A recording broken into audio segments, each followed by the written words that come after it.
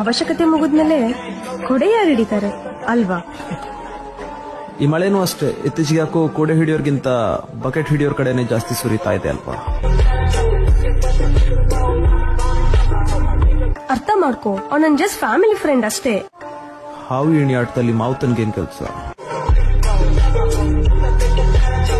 ಅವ್ನ ನಮ್ ತಂಟೆಗೆ ಯಾವತ್ತೂ ಬರಲ್ಲ. ಅವನಿಗೆ ನಮ್ಮ ಅವಶ್ಯಕತೆನೂ ಇಲ್ಲ. He is well settled. ಒಬ್ಬ ಸಾಫ್ಟ್ವೇರ್ ಇಂಜಿನಿಯರ್ ಪದೇ ಪದೇ ಗುಜರಿ ಅಂಗಡಿಗೆ ಬರ್ತಿದ್ದಾನಂದ್ರೆ ಅದರ ಅರ್ಥ ಅವನಿಡೀ ಗುಜರಿ ಅಂಗಡಿನ ತಗೋತಾನಂತಲ್ಲ. ಅದ್ರಲ್ಲಿ ಯಾವ್ದೋ ಒಂದ್ ಸಣ್ಣ ಪಾರ್ಟ್ ಅವನಿಗೆ ಬೇಕಂತಲ್ವಾ?